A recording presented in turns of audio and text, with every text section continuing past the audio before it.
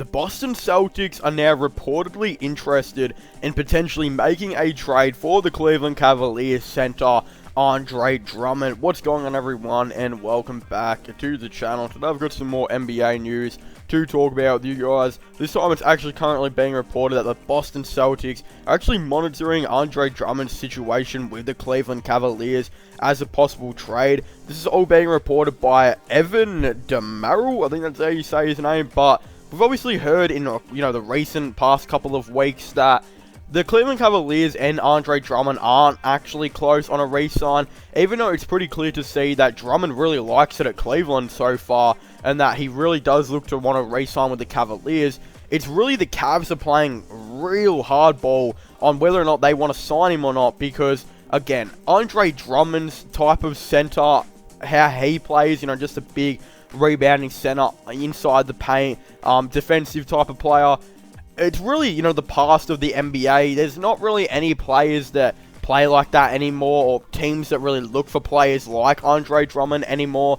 All these centers out here now can shoot and all that type of stuff. So, unless Andre Drummond, again, finally decides to start shooting threes, which he did look to start doing at the end of the season with the Cavaliers, then I don't feel like he will ever get a contract that he sees to be what he wants. I believe Drummond will want about $20 to $30 million, $20 to $30 million a season, while teams like the Cavaliers are probably only going to want to offer $10 to $18 million a season. Again, Clint Capella, in my opinion, could be a pretty overpaid player. We haven't seen him, again, take many leaps on how he goes about it, and he's a very similar player to Andre Drummond, pretty outdated, and a lot of people say that he could be actually overpaid for his $18 million, so if Drummond is expecting anything more than, again, $15 million a season, he could be actually pretty crazy, because I don't really feel like teams are going to want to offer big contracts for Andre Drummond. So,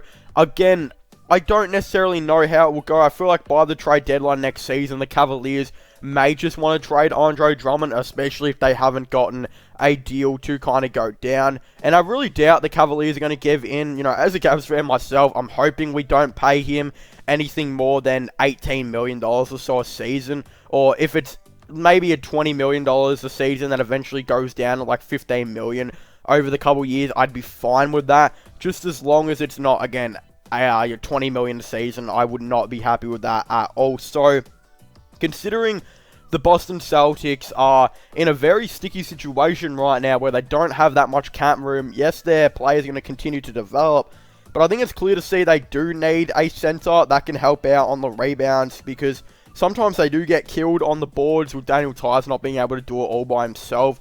I feel like Daniel Tice would just be a better power forward / center to come off the bench potentially for their team. So if they could, maybe trade for Andre Drummond's $28 million, look, the Cavaliers are probably not going to give him up for cheap. The only reason the Pistons gave him up for that cheap, I think it was Brandon Knight, a second round pick, and John Henson, was because they wanted to tank, and teams knew that, so they could get him as cheap as they could. Again, the Cavaliers really took advantage of that and got him at a pretty cheap kind of deal. I don't feel like this is going to be the same case this time. I feel like Drummond is still a decent player, and if the Cavaliers will actually have somewhat of an okay record, they're not going to want to trade him for cheap. So I feel like the Cavaliers will be asking for a first-round pick by that trade deadline. I honestly don't believe that the Celtics would really mind giving up a first-round pick. So the benefit is the Celtics can get him on $28 million or something like that for that one season, and they can, roll him out. They'll probably be trading Gordon Hayward eventually as well. He'll be on, I believe, $33 million deal. So, again, they'll have Drummond on $28 million. I'm sure they wouldn't mind, again, going over the salary cap by quite a bit for half a season. And then what they would do is they would probably, re-sign Andre Drummond back in the off-season for maybe $15 million per season. So, at the end of the day, they got rid of a first-round pick, maybe. That could probably be what the trade is going to be.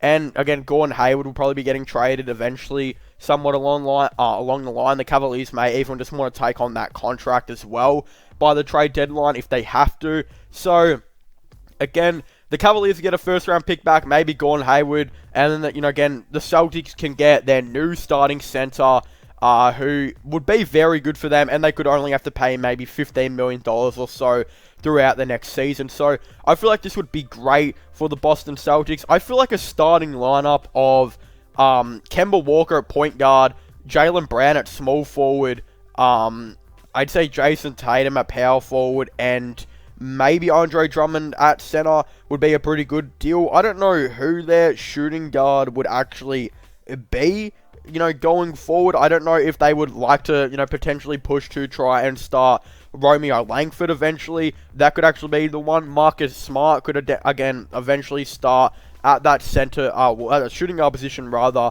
eventually as well. But, again, players like Romeo Langford, who didn't really get to play that much throughout the season, I believe he will be on his way to being nearly 21 by halfway through the season, next season. So it could be a very interesting one to see how that actually goes, potentially about it. Again, I would think Romeo Langford may be getting some more experience and more of a start. Maybe could start on 20 minutes per night or something like that. Shooting guard would be pretty interesting. Or they could just maybe go out and just sign another shooting guard here and there as well. I believe they do have a couple of really nice picks in this draft too. So if they could maybe draft a nice shooting guard that could bring in and just play maybe 10 to 20 minutes a night as well, that could be a very interesting one. But yeah, the people just need to stop rushing this Celtics kind of rebuild, and people need to remember they are still pretty young. Like, in a couple of years, or maybe even next season, they could have Jason Tatum starting at power forward,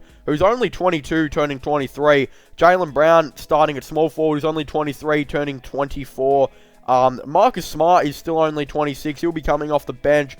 Robert Williams will be getting a lot more minutes soon as well. He's only 23. Who knows, Romeo Langford could potentially even be starting very soon. He's only 20 years old.